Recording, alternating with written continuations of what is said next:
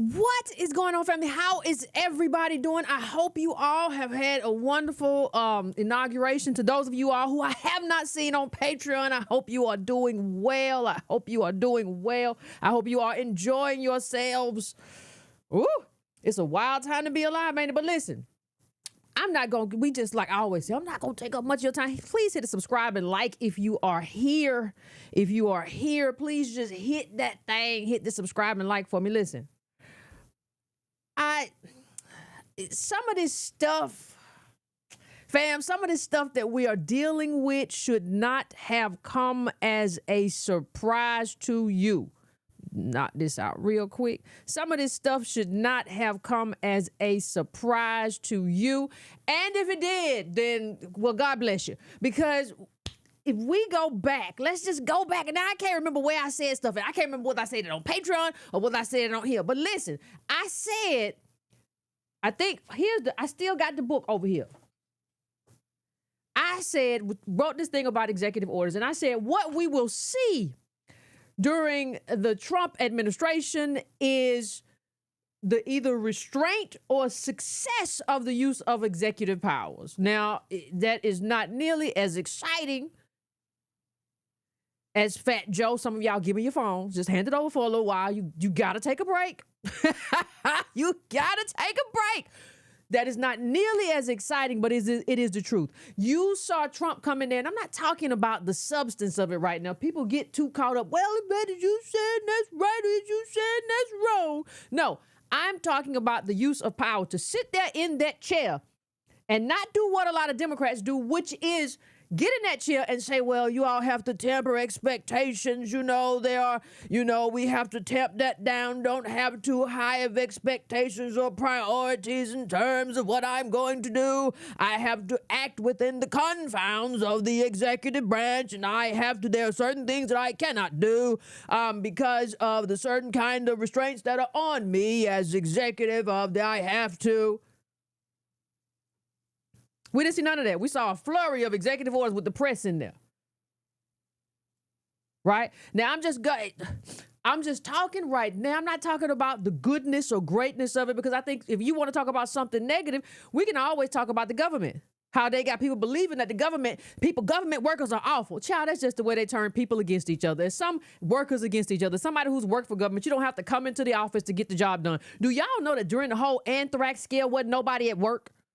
Previous to COVID, wasn't nobody at work, and nobody, everybody, wasn't nobody the wiser. Stuff gets done. Don't let the richest man in the world tell you we gotta fire them all. So don't talk to me about acting like I think that Ela and them is right. You crazy. I don't believe that. But I'm talking about the power of the executive branch and the ability and willingness to use it. That's all.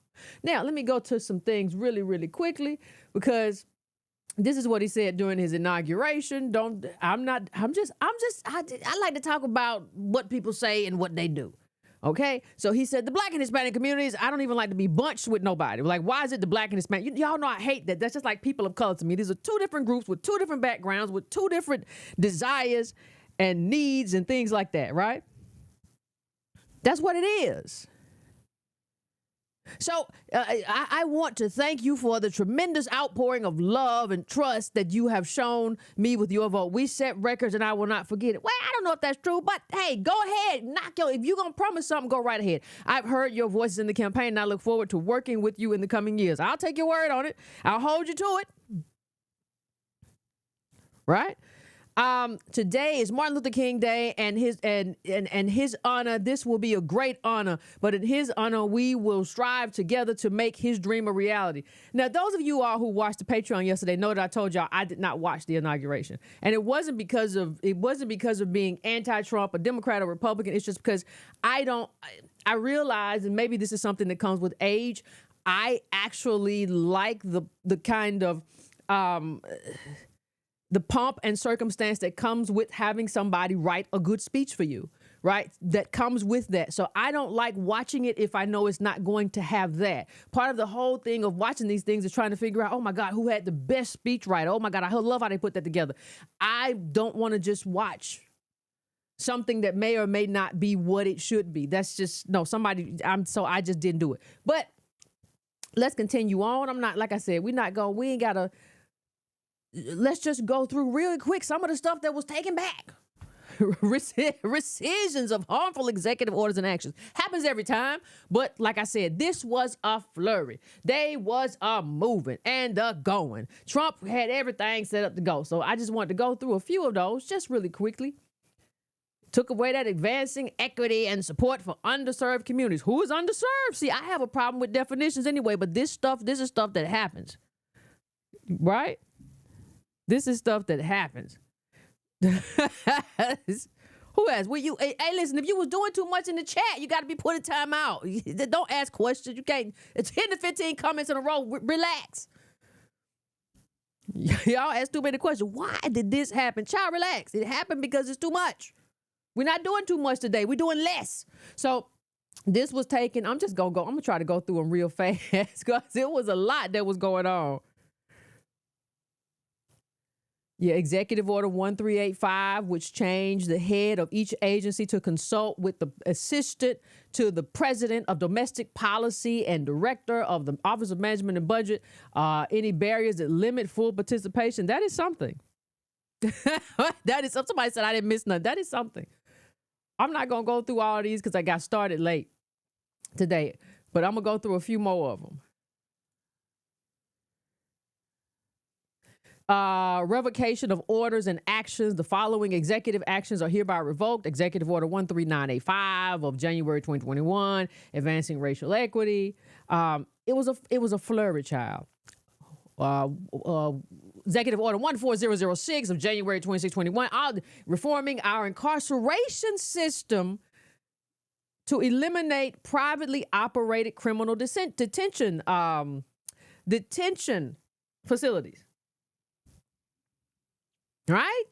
Now, this wasn't as big as it was when people brought it out because people got it confused. Not saying it's not important, it is. But it wasn't as big as people thought it was because people thought it was all the prison systems instead of just federal.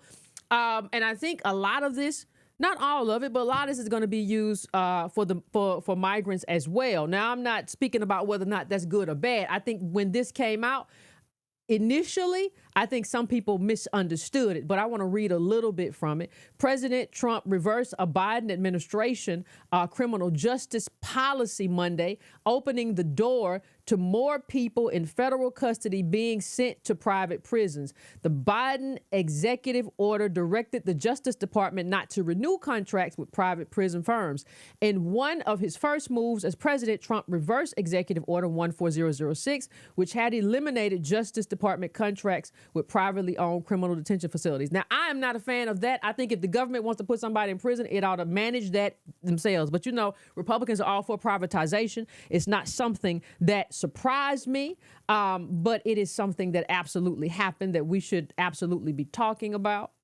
And the Brennan Center published a little bit about it too. President Trump reversed an important Biden administration criminal justice policy Monday, opening the door to more people in federal custody being sent to private prisons. The Biden executive order, one of his first, had directed the Justice Department, blah, blah, blah. Yeah, but I thought they had something that went into more detail. This must be it. This reversal by the Trump administration is not a surprise, and it is, in fact, something that the two largest corporations that manage prisons and detention centers, the GEO Group and Core Civic, expected to happen. In fact, on the GEO Group's third quarter investor call, the day after the 2024 presidential election, the company's executive chairman and founder, George Zoley, said, "We kind of get the sense that President-elect Trump's remarks that he will reverse all of Biden's executive orders on day one." Another sign of an administration friendly to the industry. Trump's nominee for Attorney General, Pam Bondi, lobbied the GEO CEO group in her role with the DC-based firm. So we're going back to that.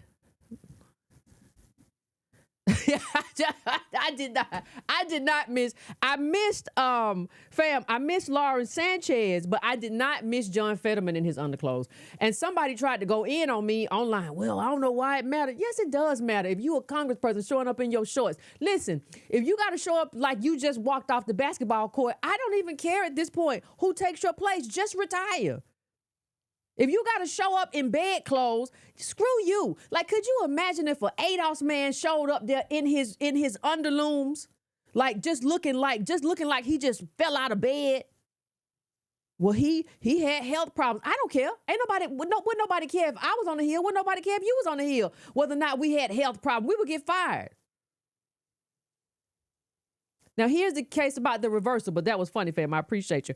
The reversal affects contracts with the Federal Bureau of Prisons, which is responsible for housing the more than 150,000 people in its custody. The Bureau began to rely on private prisons in the 1990s to house incarcerated populations with specialized needs and undocumented individuals who are sentenced to federal prison. When Biden took office, about 14,000 people in the Federal Bureau of Prisons were housed at privately managed facilities. Following Biden's order, the Bureau terminated all of its contracts with privately managed prisons, and it transferred people incarcerated in private prisons to other Bureau facilities. So that's out. Just so we know, that's out. It does not impact federal government. Trump's reversal does not impact contracts the federal government has with for-profit firms to run immigrant detention centers. Okay. U.S. immigrant. Let me put that up for y'all. U.S. Immigration and Customs Enforcement is an agency of the U.S. Department of Homeland Security, and ICE is responsible for the housing of undocumented individuals they detain in a network of public and private facilities. But let's get down to the nitty and the gritty. Hold on. We had, this was all expected. The executive orders around migration, that was expected. That was all very much expected. We were like the old people said, we were awares. Let's try to get down to birthright citizenship in a second. Executive Order 1402, restoring faith in our legal immigration to rescind, ladies and gentlemen. Executive Order 1403, we're rescinding things, advancing equity, taking it back. Trump's knocking it down. Advancing equity and justice and opportunity for Asian Americans, Native Hawaiians, and Pacific Islanders, knocking it down. Executive Order 14035 of June 25th, 2021, diversity, equity, inclusion, and accessibility in the federal workforce. Most of the people under affirmative action, ladies and gentlemen, who benefit are white women, and most of the managers of DEI programs, 70%, ladies and gentlemen, are white. So we are knocking them. He is knocking them down. I'm just letting you know, in case you didn't know what happened. These are a few more pins, things knocking them down, knocking them down, knocking them down. These are all things that we anticipated, right? So I'm going to skip past that. I don't think I need that. So here's the part where we start getting to the nite and the gritty. Ending illegal discrimination and restoring merit-based opportunity. Yeah, DEI, we know that. We got that. We got that. Where is it at? I thought I put it over. Oh. All right. Now, how many of you remember I said, how long ago did I say this? How long ago, ladies and gentlemen? I said citizenship should mean something. I said the part of the problem that we have, and if you want to know some of more of the things that I disagree with Trump about, just go to my Twitter timeline. But part of the problem with some of the things that we have is that citizenship does not mean anything.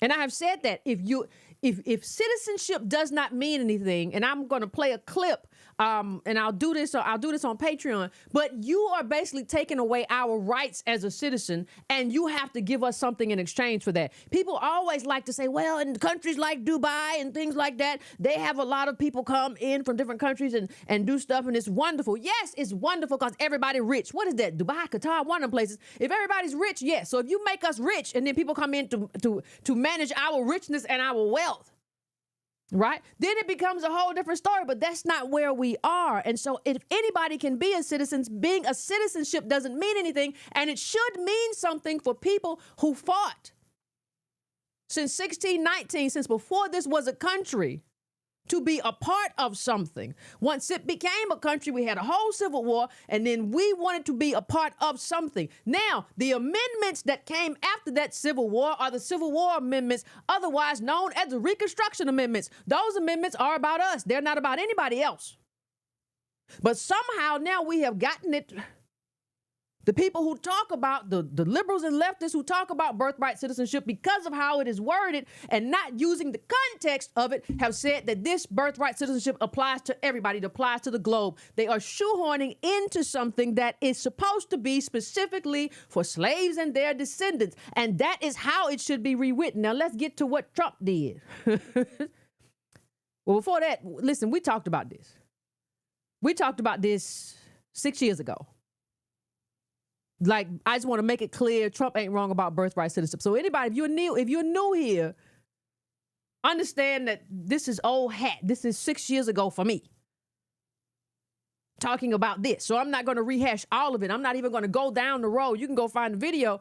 The audio is kind of choppy, but you can go find the video where I said, hey, just go look at other countries. It's not radical. There are a lot of countries that have birthright citizenships. There are a good deal of, there are a lot of them that absolutely do not. And there's nothing, painting Trump as a radical is not, you can't do that because it doesn't make sense. And this is the problem with Democrats. If you want to know, if you really want to go down the road of why Democrats lost, like one of the big reasons why they lost, it had everything to do with them not wanting to have the conversation or the debate. Well, what do you mean, babe? What are you talking about? What debate? They ain't want to have this debate. These kinds of conversations and the reparations conversation are why I got throttled years ago. If you want to know, how come Yvette just stay stuck at 90,000? She get up to 90 and then roll back to 88.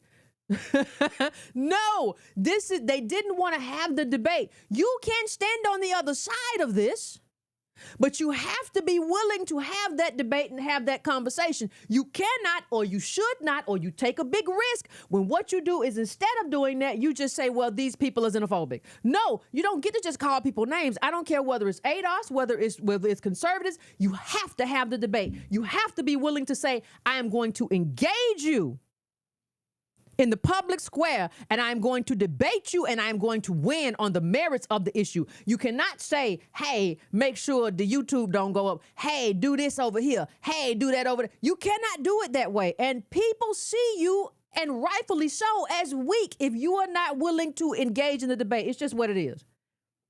It's just what it is. I ain't make it that way. You ain't make it that way. It is what it is. But we've had this conversation. But let's just go back down to it. Here is Trump. By the authority invested in me as president by the Constitution and the laws of the United States of America, it is hereby ordered, Section 1, purpose, the privilege of United States citizenship is priceless and a profound gift.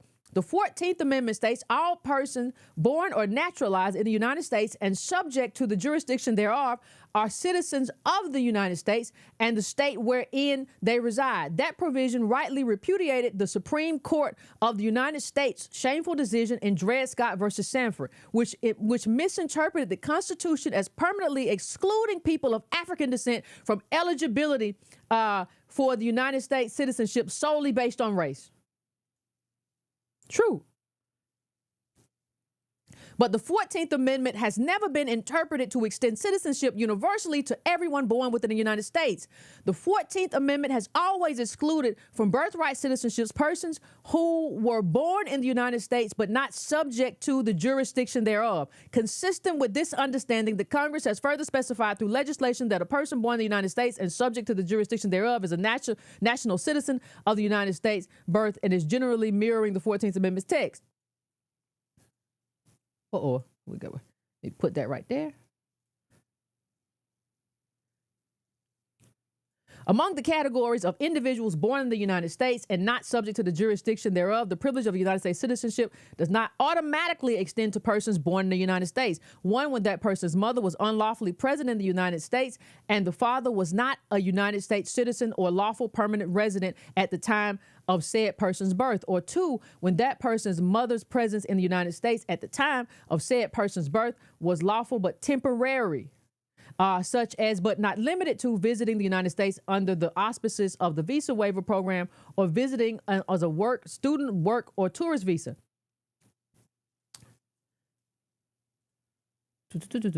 And the father was not a United States citizen or lawful permanent resident at the time of the person's birth. Now, what this is basically saying is that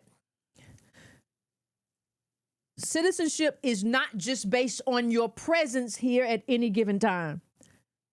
It is bigger than that. It is not based on you being here at this particular moment. That's what it's telling you. They're telling you that citizenship is supposed to be more than that. And I will go a step further. I would say because you have a group of people, because of the existence of ADOS in this country, you have to go further than that. You cannot have a country where a group of people fought this long and this hard. 1865 was a long time ago. 1866, 67, 68, 69. That was a long time ago. You cannot have a period where this group has fought that hard to become citizens and still are living a life where we're not fully accepted and there are still systems oppressed against us and somebody can come here and automatically get it. I would make a case that because we exist, you cannot have birthright citizenship. It should not exist because we exist. This is not a different kind of country. You have to take in context the country that you're in and the country that did this to us and has not given us the thing, because what's happened is these people are getting a head start. Everybody who has to be able to do that, bloop, I'm a citizen. Wait a minute. How is it fair that this thing was intended for us?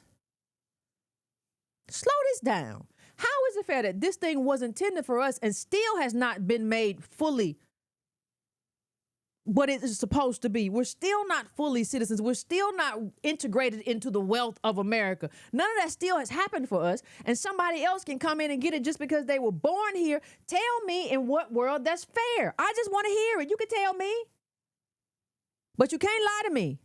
You cannot lie to me. I'm not going to do it. So this makes perfect sense, right? And one of the things that it goes on, but one of the things I kind of want to go to and I kind of want to point to as we go through this.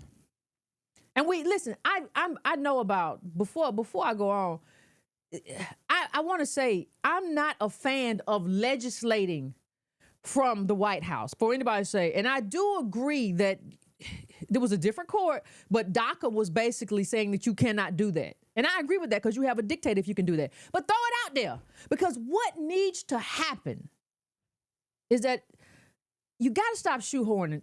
Democrats, everybody, you got to stop shoehorning off ADOS. You can't keep saying this. You can't. LGBT is not the new black. Gay is not the new black. You cannot keep saying, well, because these amendments exist, these Civil War amendments, we get to shoehorn everybody into that. You have to go to Congress and fight for what you want. What's happening too often is people and groups are not fighting for things. They're just saying we're just like ADOS. We're just like, quote unquote, black people. We're not black. We're ADOS, American descendants of chattel slavery. We're not that. But they're just saying, well, we're just like them. Instead of going and fight the fight that you need to fight. So let me show you something real quick.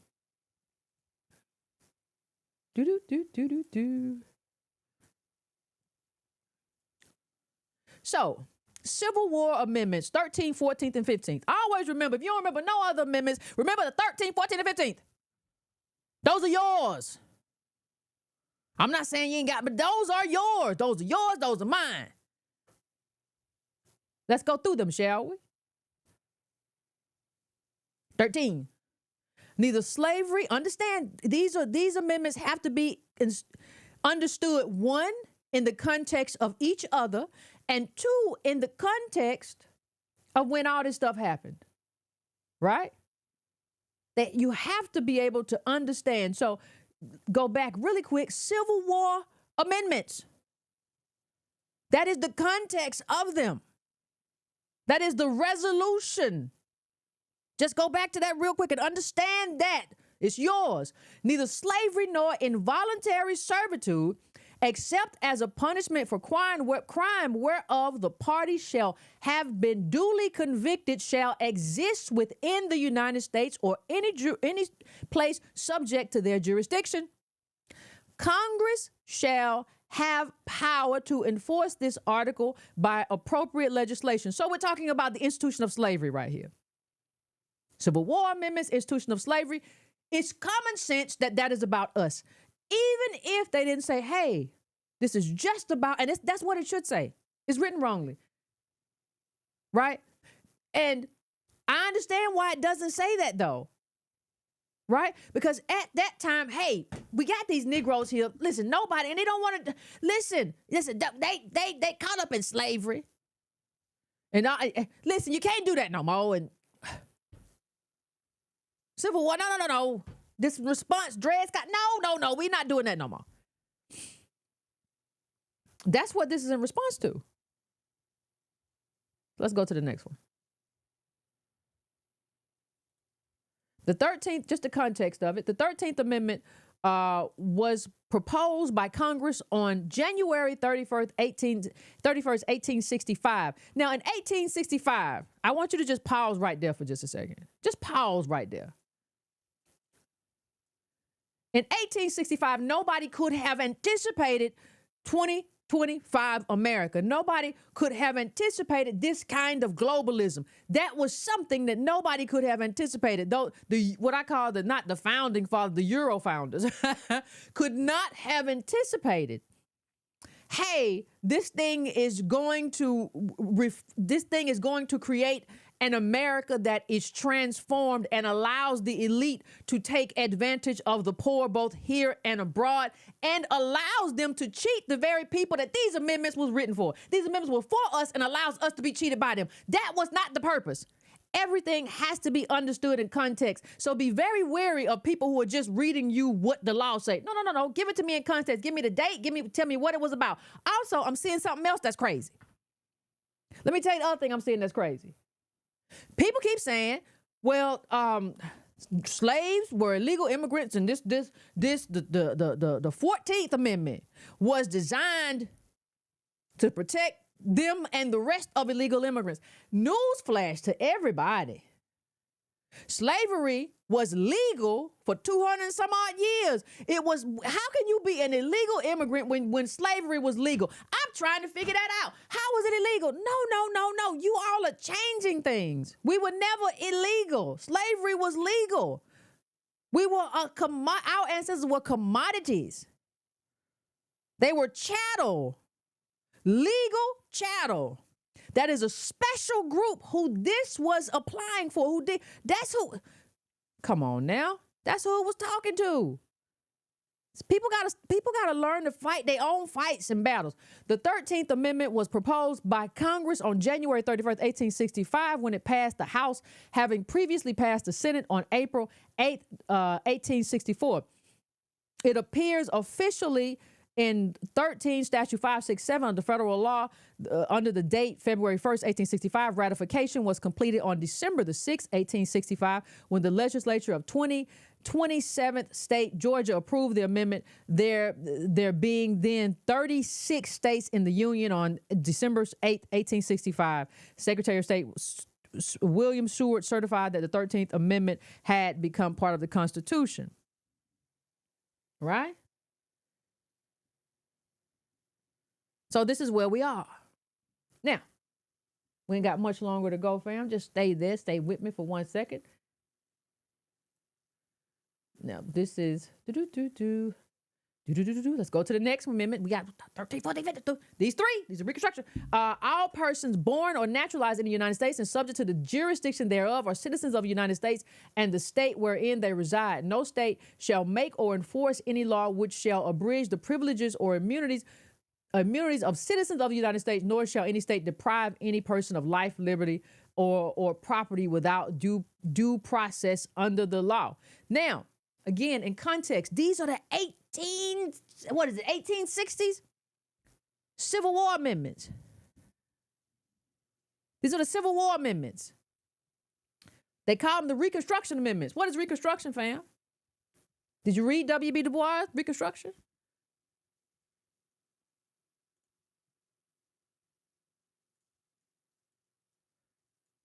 Now, the 14th Amendment was proposed by Congress when it passed the House, having previously passed on June 8th. It appears officially in Stat 358 under date of June 16th, 1866. Listen, part of the problem is that we are interpreting. A lot of this is such a bad interpretation. We understand the context of these Civil War laws, and we understand that they were meant to loop people in. Right? We brought the slaves over here, if they have kids, those are citizens. We done fought a whole Civil War. The South lost for a while, so they get to be here.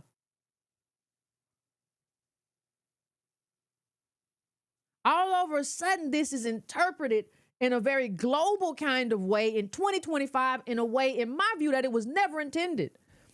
You have to go and create your own set of laws. You have to go, and just like the civil rights movement, all of a sudden, the women got in it. How? Wait a minute, what's going on? How we get over here? It was supposed to be, and the women got included in the last minute. Stop shoehorning. Stop it. Stop shoehorning. Go fight for what you want. If you want legislation that says that, I want you to go fight for it. Don't bring me nothing here that was intended for slaves and their descendants. I don't want to see that. Take your stuff to Congress and fight for it. Because if you don't fight for it, what happens is, a lot of the time, too often, we become the face of stuff we shouldn't be the face of, just like affirmative action. The majority of us don't benefit from, but we become the face of it. Why?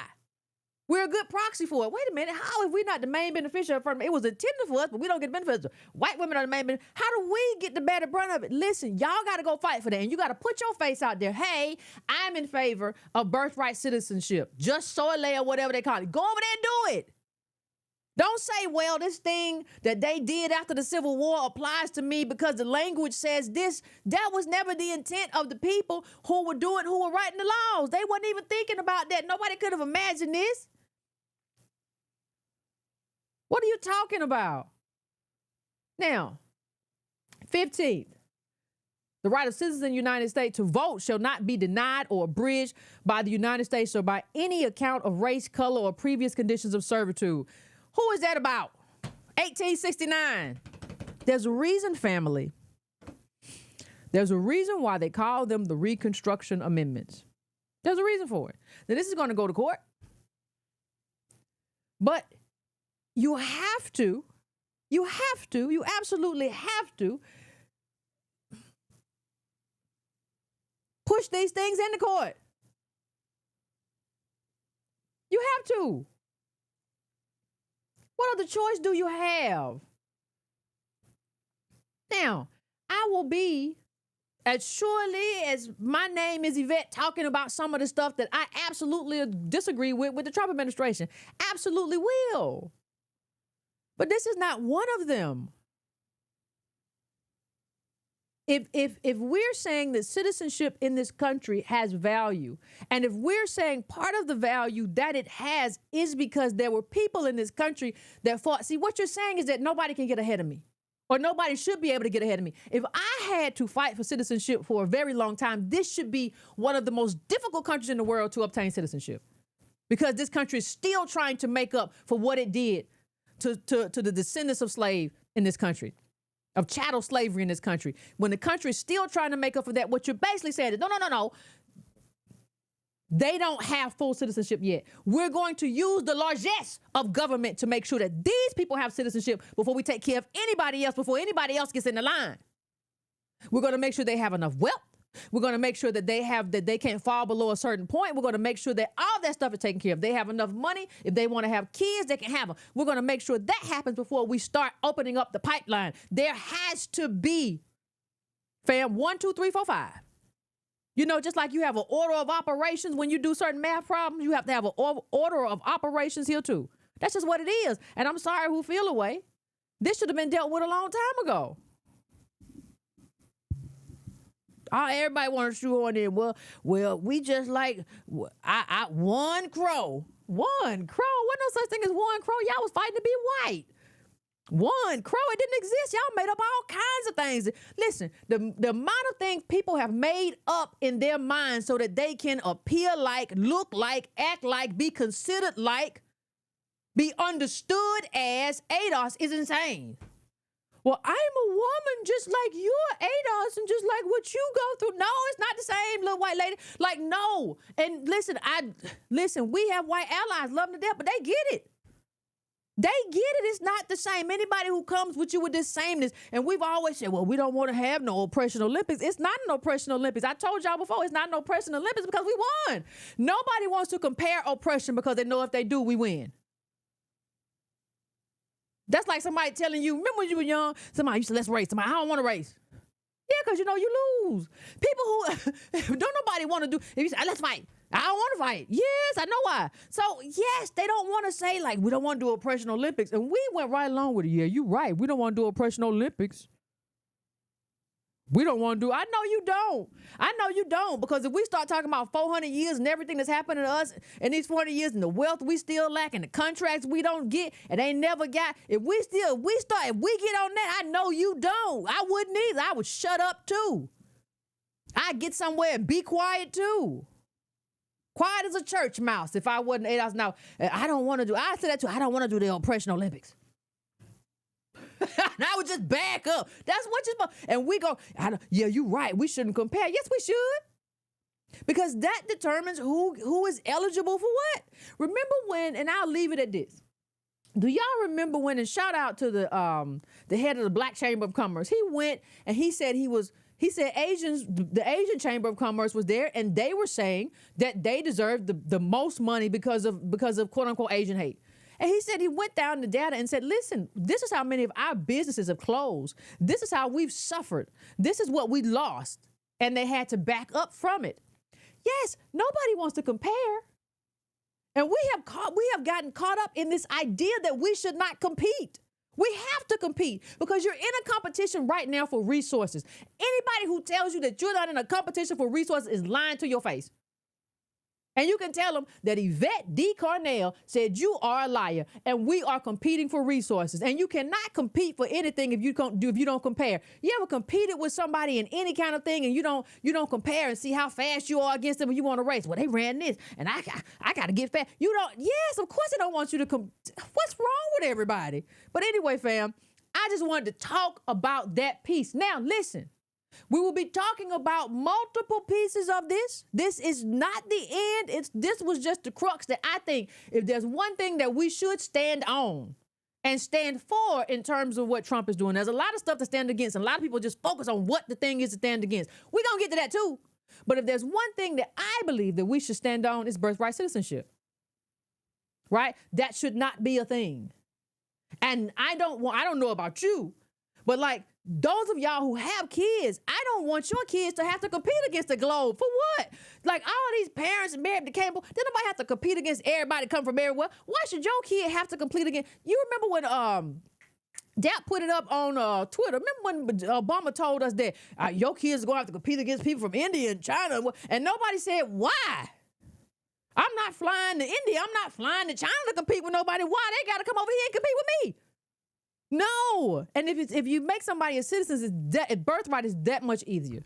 So if there's one thing that we should be in favor of that Trump is doing, it is ending birthright citizenship. Like, stop that right now. And if they want to do it, listen, if Democrats want to do that, knock yourselves out, go right over there to Congress and legislate it. Fight for what you want to fight for. But the days of us just going along and the days of you just doing the Me Too movement on ADOS should be over. The days of us going through something and you say, I need that too. Everything we go do, somebody come up, me too. I want that too. I'm just like them too. I need what they just got. Come on, man. And we don't ever say, no, you don't.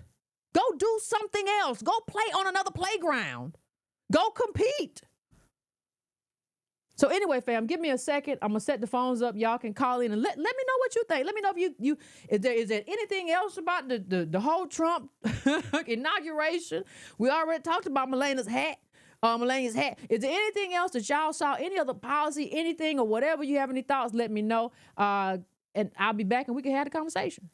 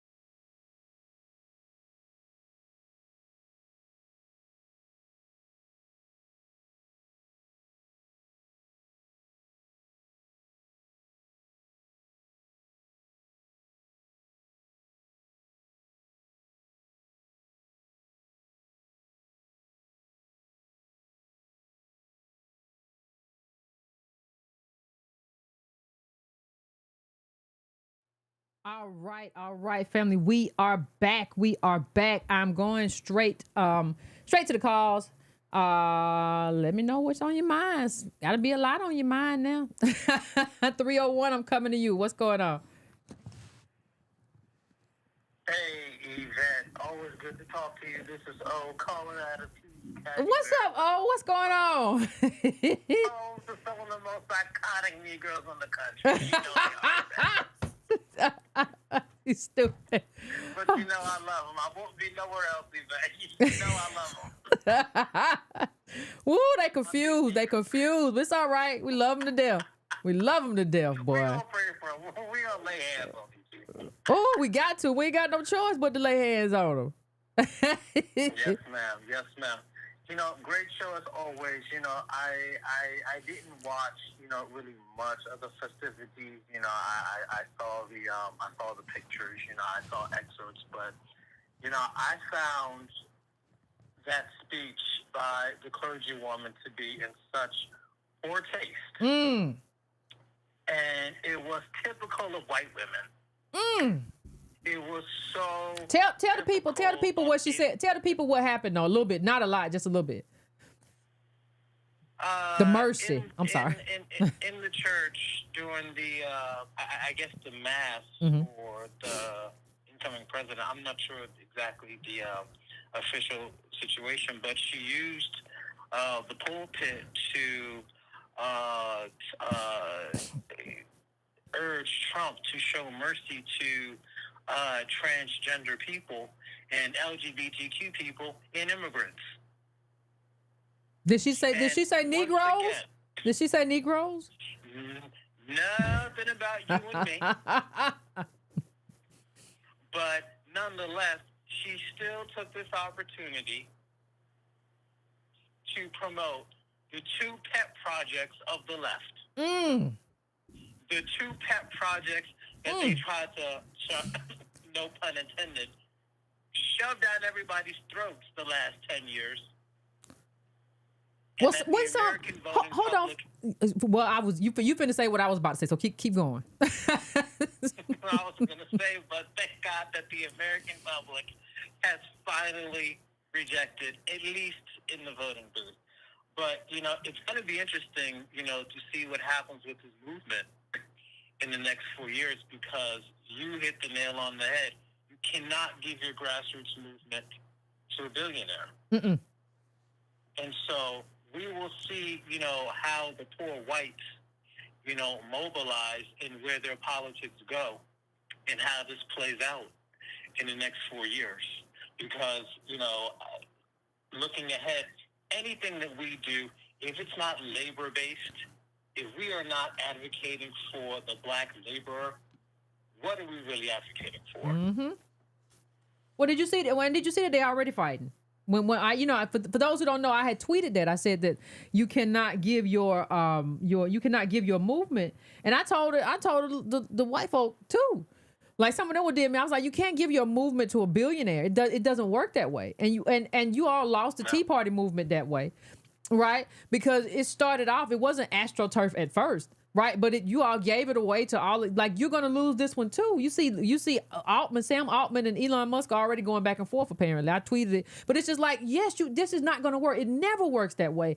But America fetishizes wealth so much. And it's not just us. We lack a lot and we lose a lot because we do it so often. But it's not just us. It's like you fetishize it so much and you get so caught up in his anti-woke stuff that you don't realize that while he's putting candy in your one pocket, he's stealing all the money out the other one. Right. Candy or money. Well, you know, it's interesting because what it exposed is that white people are just as guilty of the sin that I've always said that we are guilty of, which is worshiping false idols. It's the first thing the Bible says you don't do. You don't worship no false idols.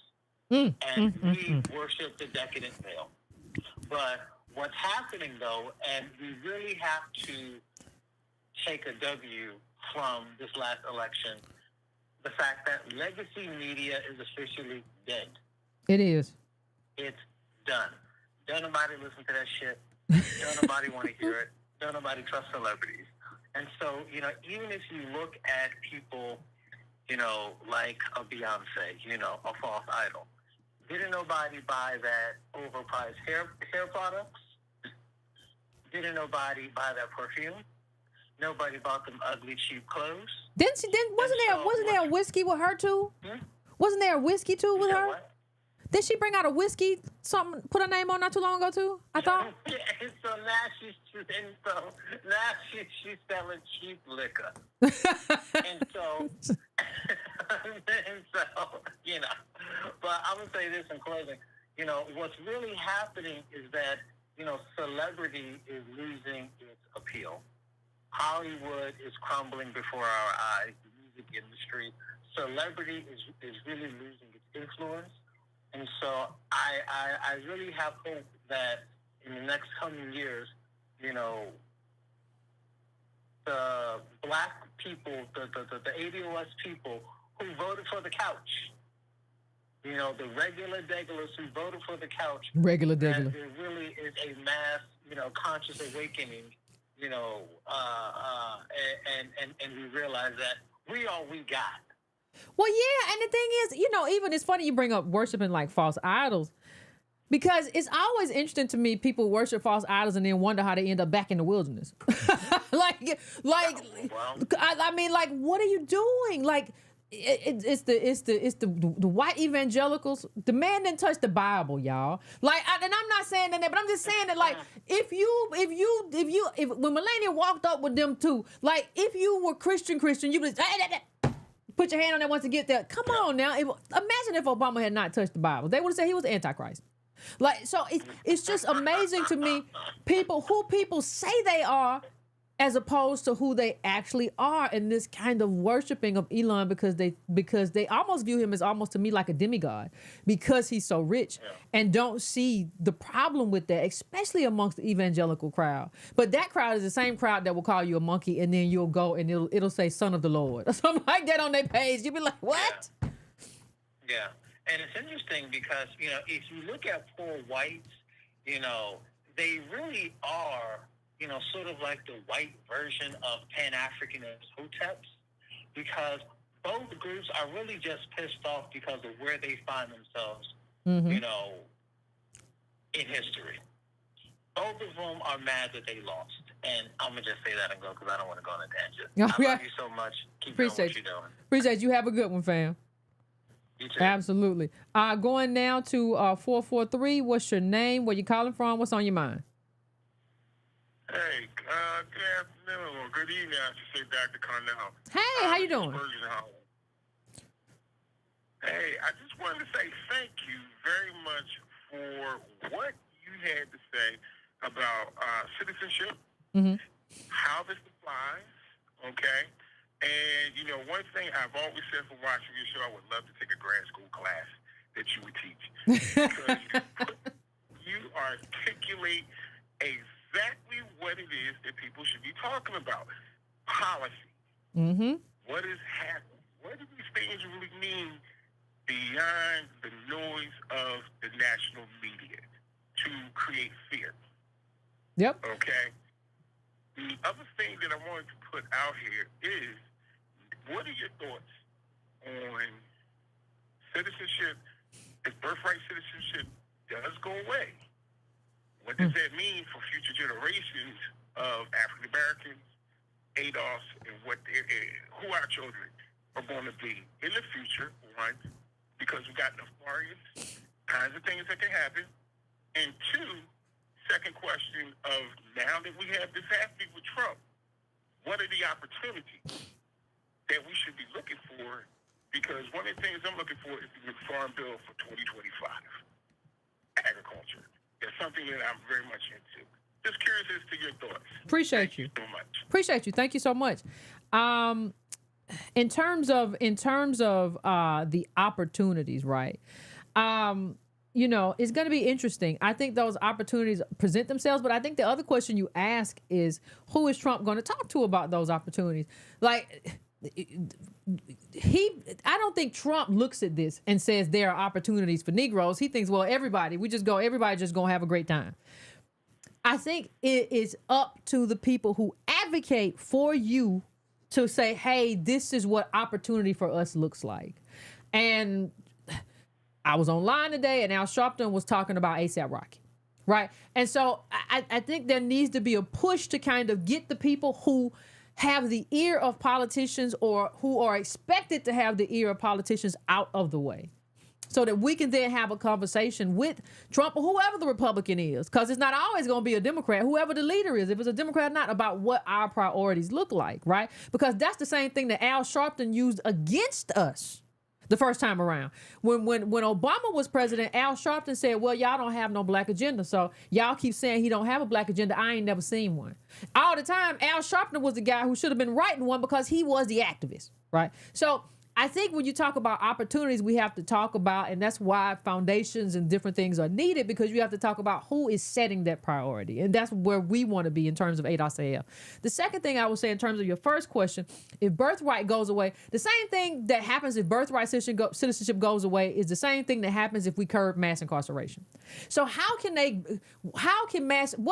just go to mass incarceration first. How is that possible, right? Like, you're taking all these ADOS men disproportionately off the street. How is it possible for the economy to still function? Well, because you can bring in cheap labor to replace them. If you needed those men who were in prison, you would have to do something else. You could not do mass incarceration. You could not set it up where all these companies could make money off them in prison. It wouldn't be feasible because the economy needed them outside. So if you get away with birthright citizenship, you're going to shrink the population, which means you have to find another way to grow it outside of immigration, which means you have to give people a big enough life again so that they can have kids. Right? You have to encourage that, and America has to find a place for these people, which means it cannot just not educate them. You cannot have a country where everything's falling apart because you don't have a way to kind of replace them with other people or allow other people just to come here, have kids, and all of a sudden they're citizens. So it requires America to make more of an investment in the people who are already here and who are multi-generational Americans than it's ever made in the past. And you want America to be forced to make that investment in its citizens. So that would be my answer.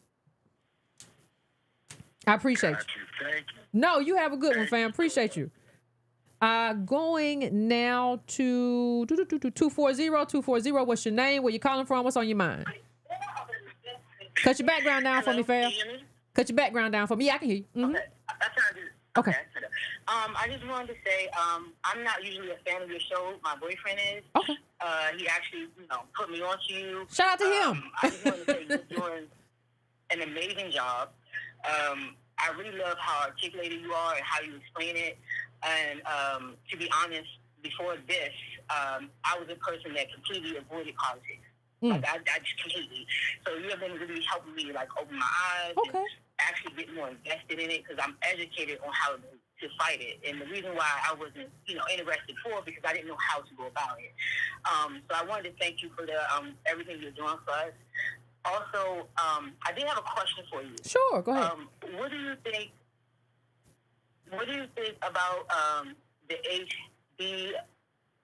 H-1B visa? Uh-huh.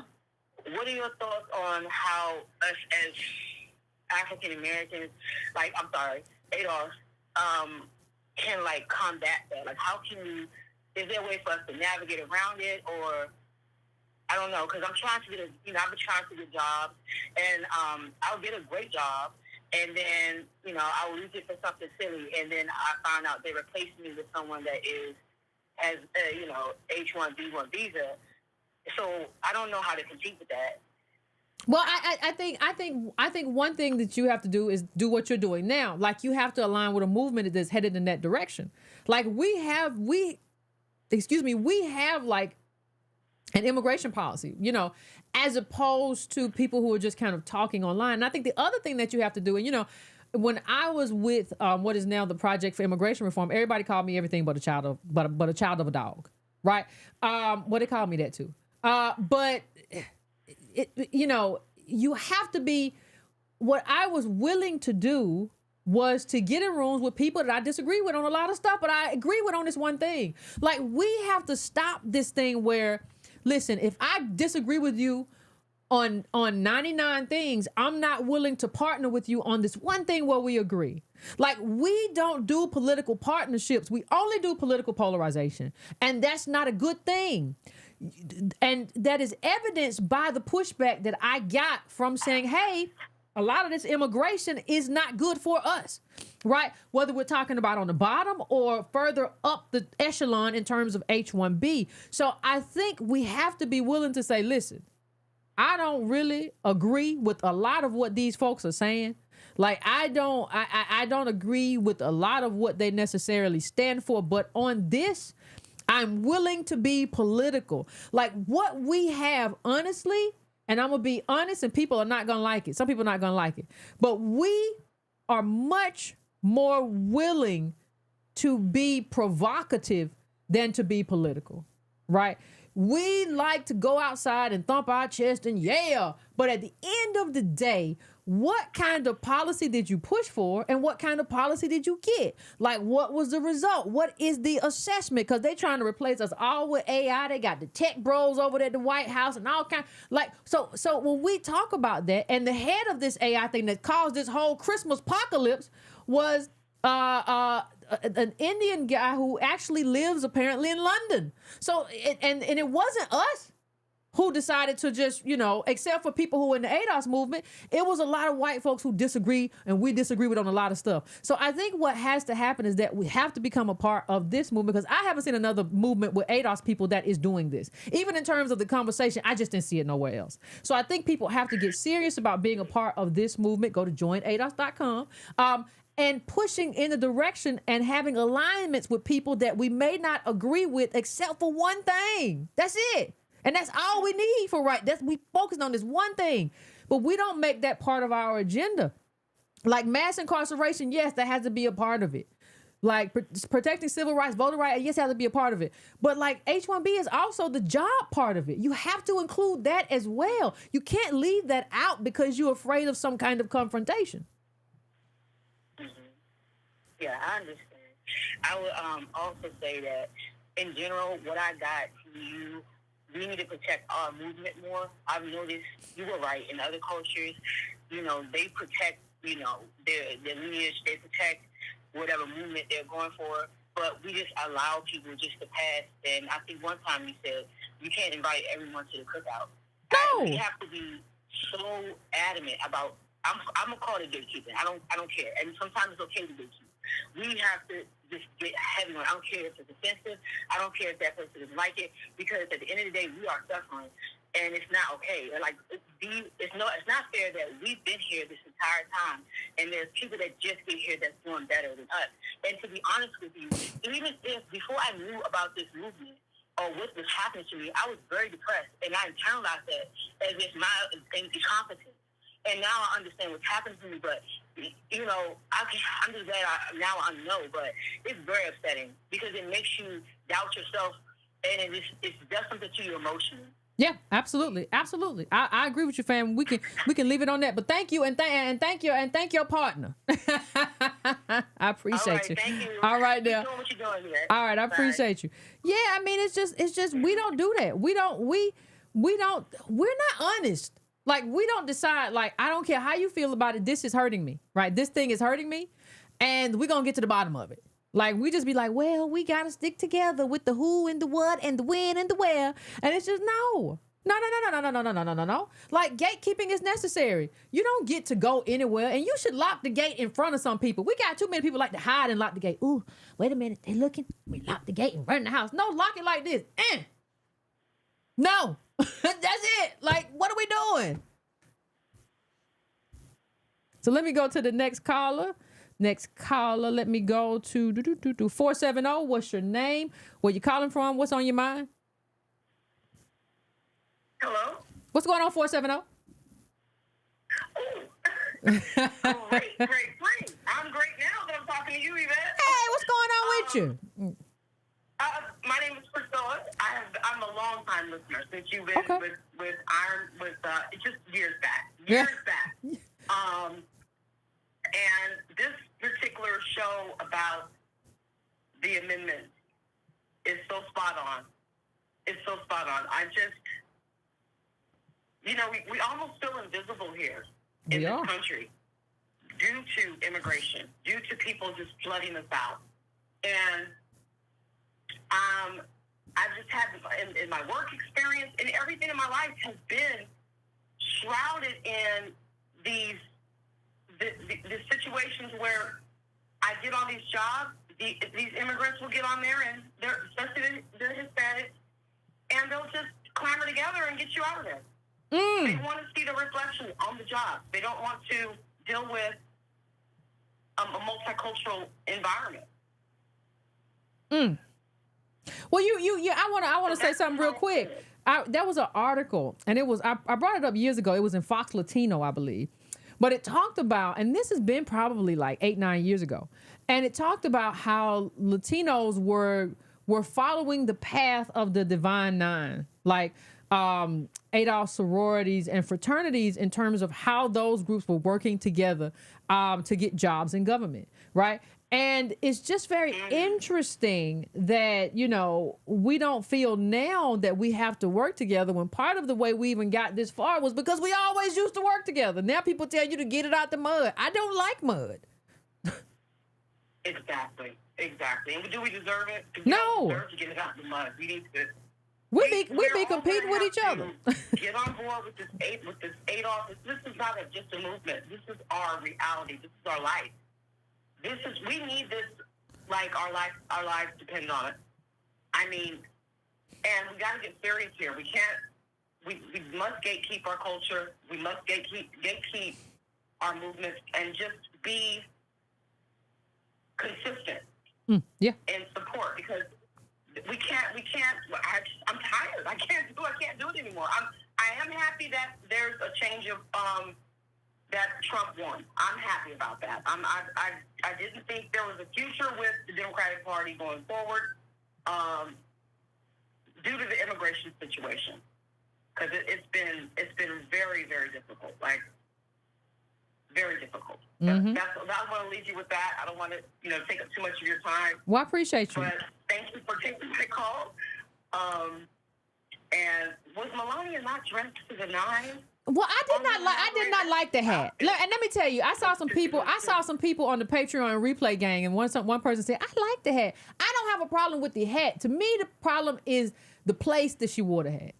I don't think it was appropriate. You know, when you think about first lady, I'm not talking about, she don't even have to be like, it's a little bit more, what's the word that the young folk use this whole couple of years? Demure. So, like, it was just too much. It was just too much.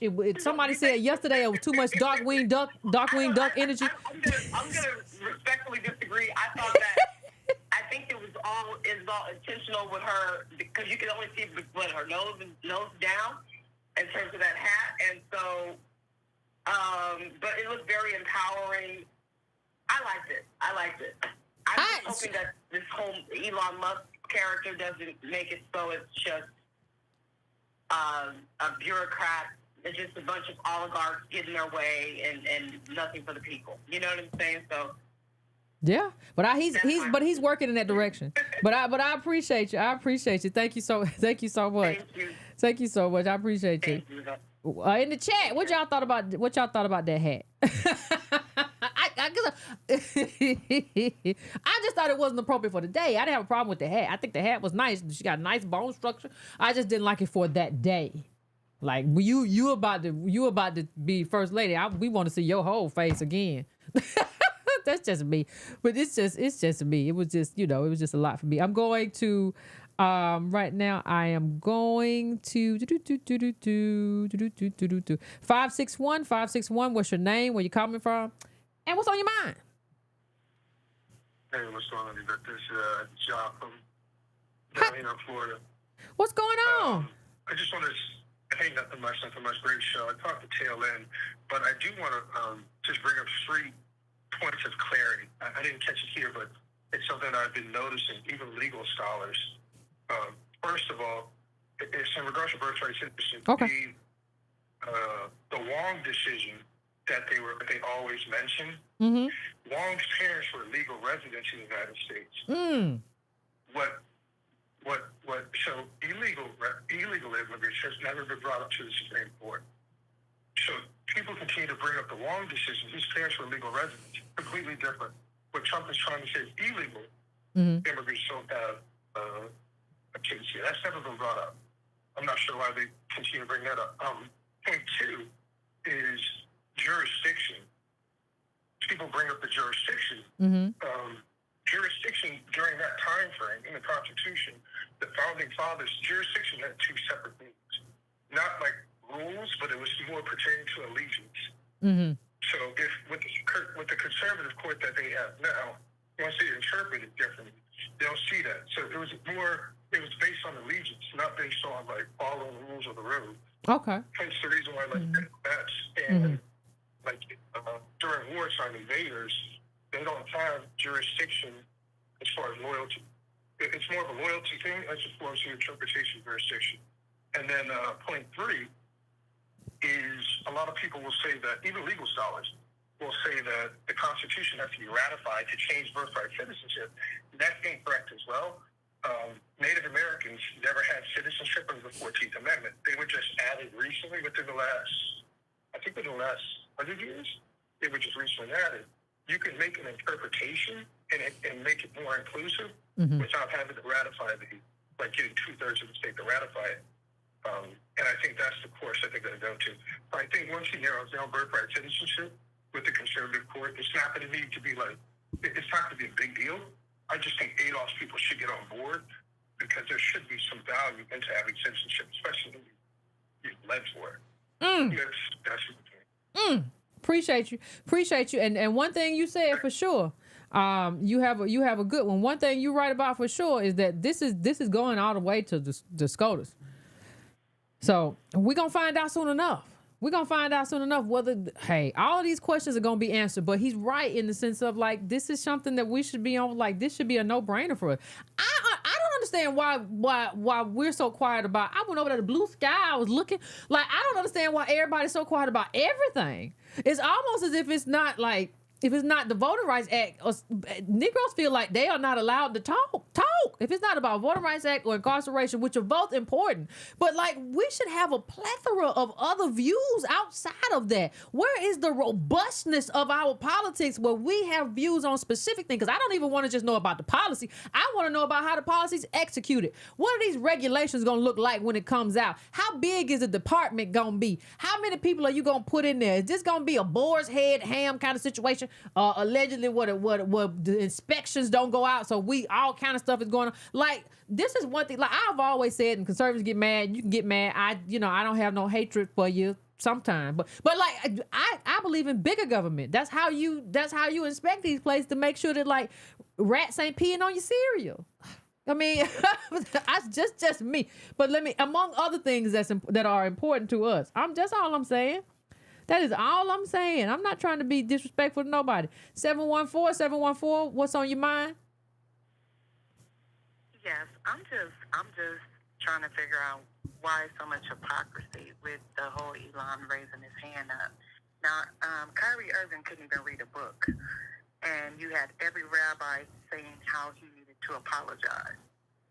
And now we're chalking it down to, oh, that's just him. He has this and he has that, and he's just quirky like that.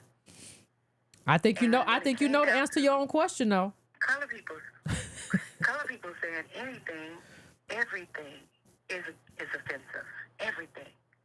There's not one thing you can say. You can't read a book about something. You can make a mention, but if they make a mention of, if he made a mention of this, and it's not even an issue whatsoever. They're making up excuses to why he did it. Kanye did what he did, and they shut him all the way down. Nobody's making mentions. I down at all. Oh, I understand what you confused. You think we supposed to think? Kanye's supposed to go market a shoe. Like that. Yeah. So for me, listen, 2 reasons. It's not just that. It's not one. You know who Elon is, what he looks like. But the second, this man is on the road to be a trillionaire. I don't think he can do whatever he wants. They're gonna be like, well, I didn't see nothing. People gonna be like, I didn't see anything. You saw one thing. I saw another thing. You must be wrong. Like, that is the obsession that people have. I don't even think the ADL said anything. They were like, I don't think so. You interpreted it wrong. Right. And it's crazy. It's just crazy to me to see that, the hypocrisy in it all. I mean, because like I said, whenever the other people did it. You had every rabbi in America on the TV and everywhere else. You would have thought it was a Black Lives Matter rally the way everybody was coming up and trying to do something about it. But now it's just so quiet, like nothing even happened. And it's really crazy to just see it live just happen like that. And I'm appalled by it, and it's disgusting. But the other parts that I'm a little, I'm not shocked that they're fighting now. You know, Elon and his buddies, the billionaire club. Yeah. I was waiting on that to happen because Trump gonna play everybody in the end. You know, he's going to get what he wants out of everybody, and he's going to play them in the end. And I don't think that they realize that that's what he does. I don't know, though. Elon got a lot of money, and he paid a lot of money for this. That's a lot of money. And let me just say this. People don't understand how good he was at manipulating the right. Like, Trump, and I said this before, Trump said, and I put up a tweet when it happened, Trump said in the summer, we need more people here. I'm going to bring in more people. We need H-1Bs. He went on a billionaire and millionaire podcast, and it was orchestrated. Where they asked him, we need more H-1Bs. Please promise us. And he agreed that a green card would come with every degree, right? So when he said that to them, right? So they were so invested, though, in anti-woke because they think that the big problem is ADOS, right? And not all of this other stuff. The big problem is ADOS and LGBT. That's what the right was thinking. And Elon was very good at manipulating them to the point to where they didn't even pay attention to the other side of immigration. So I really don't put anything past him and his ability to kind of do a Jedi mind trick with these folks who are obsessed, like I said before, with wealth and whiteness. I don't put anything past him. I want to see them, but I think eventually they're going to fight. But I don't even know if Trump wants that fight. He got too much money. That man got too much money. Elon got too much money. I might erase him out of my thing. He got. He's gonna try to get Trump up out the way, and because I think he knows he can manipulate Vance more than he can Trump. Oh, they all manipulate Vance. Vance ain't even. Is he around? Vance ain't even around. They all manipulating him. Like when you don't come from nothing, and that's what he don't come from nothing. He don't have no wealth. They probably, child. I wouldn't be surprised if they kick Vance in the butt when ain't nobody around and just giggle. What are you gonna do but say ouch? You're right. I love you, Yvette. I love you back. You have taught me so much, and I appreciate you. I've sent so many people over to just watch you, just steer us in the right direction, and just I appreciate you. I'm glad that I'm a part of ADOS, and I really appreciate you. All right, appreciate you too. I thank you too. Thank you so much. And you have a good one, fam. Love you back. Appreciate you. Bye-bye. Bye-bye. And let me just say this too. Y'all see how quick they threw away Steve Bannon? Listen, I told everybody a long time ago, and again, they dragged me up down the street. I said, Steve Bannon is the only one in the Trump administration who's a nationalist, so I don't think it's a good thing that he's leaving. Right? And everybody, oh my God, Yvette, you're a right wing. I said, no, the Trump administration is going to be worse for the fact that he's leaving because he's the only true nationalist, true right wing populist. That's the only one. And so have y'all seen that like he has a full out war against Elon because I think he understands.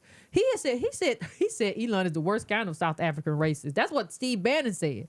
But Steve Bannon got ran out a long time ago because they realized, I think, that they don't really want that kind of right-wing populism, right? And Bannon that was a way to root them out, was to get Bannon out of there. You notice how the right done, they have replaced Steve Bannon with Elon Musk. That's how these people take over. They replaced like a true right-wing populist with the richest man in the world, and don't really understand that you're getting played with this man. Hey, I don't know. If you don't understand that, I don't even know what to do with it. I don't even know what to do with you or your brain if you don't understand that. 404, what's your name? Where you calling from? What's on your mind? Hey, Yvette, how are you? Doing well. How you doing? I'm good. It's Renee from Atlanta. What's going on?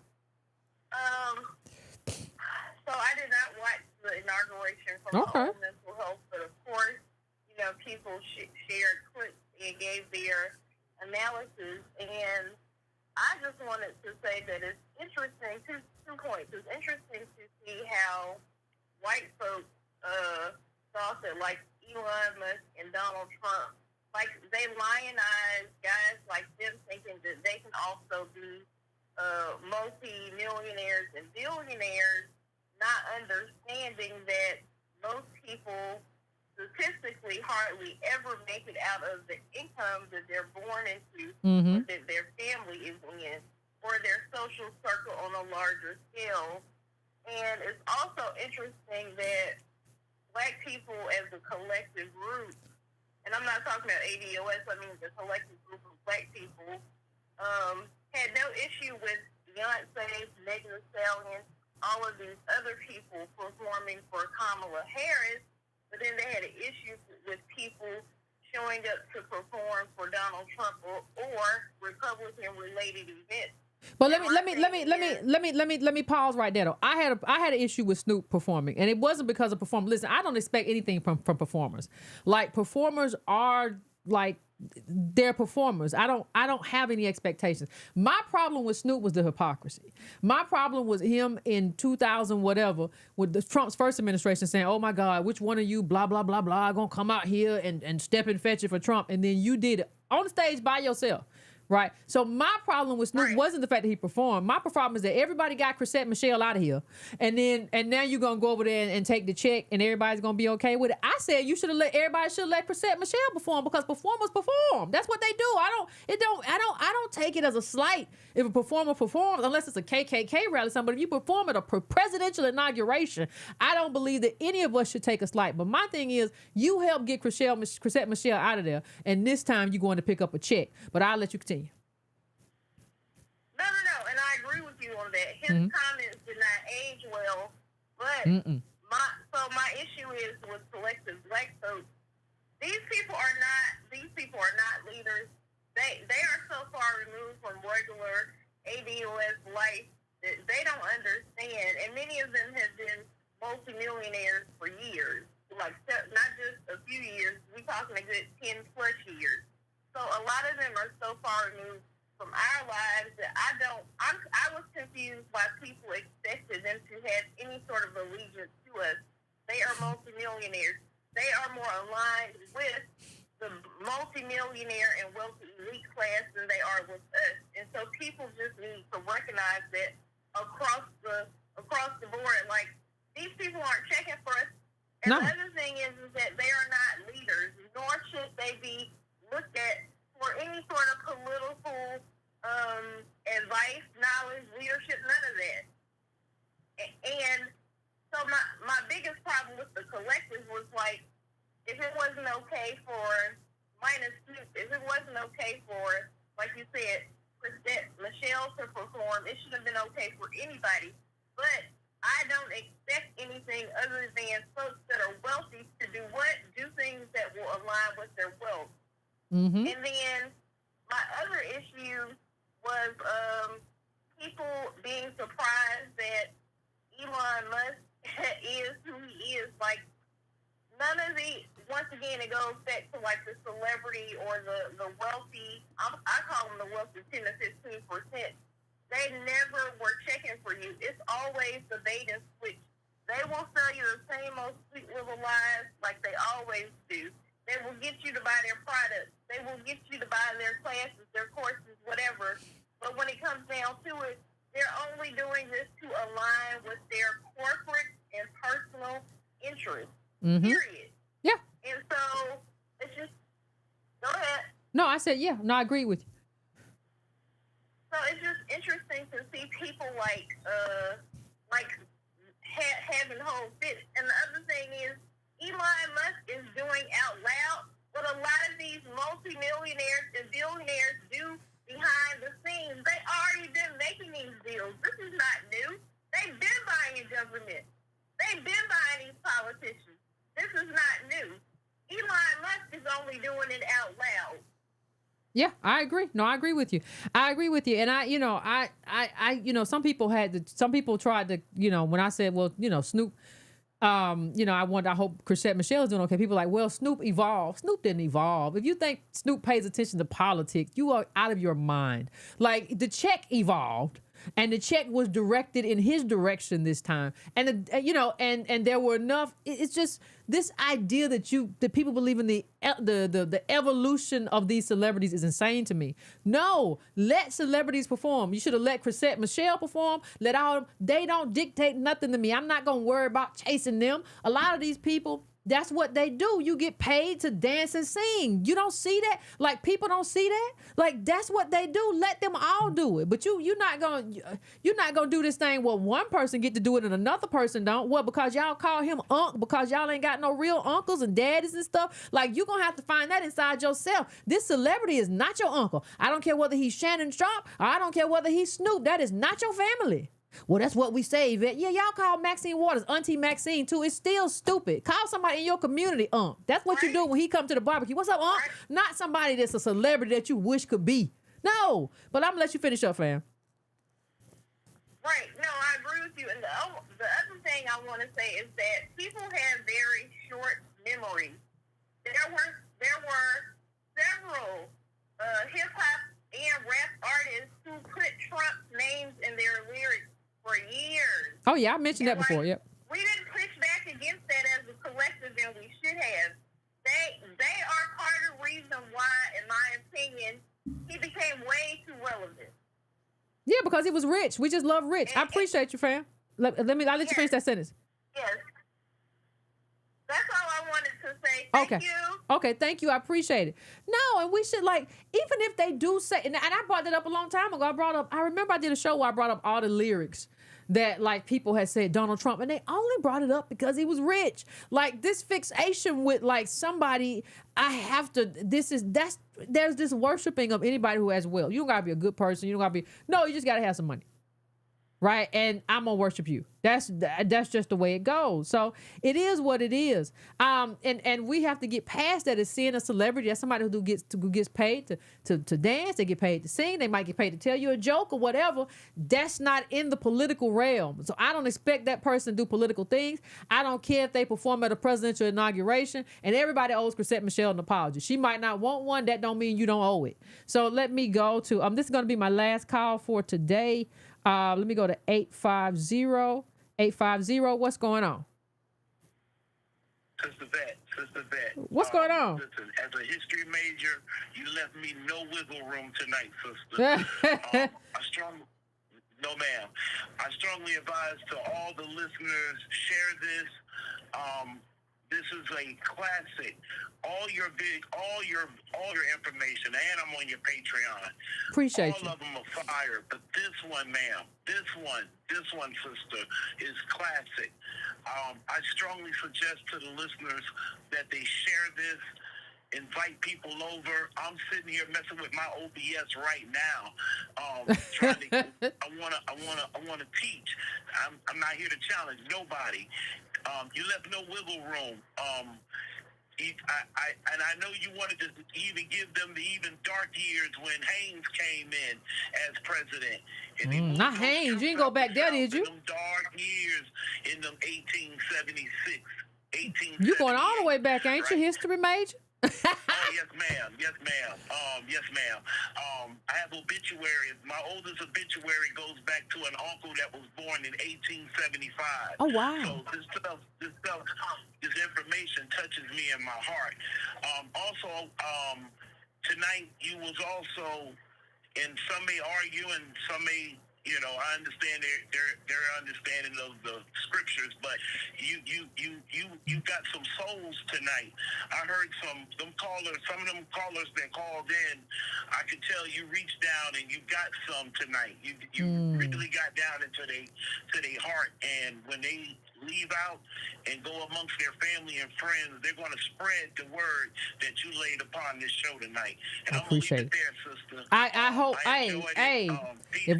If we're going to preach a word from your mouth to God's ears, fam, I appreciate you. Yes, ma'am.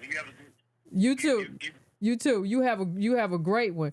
I mean, it is what it is. It ain't what it ain't. Okay, listen.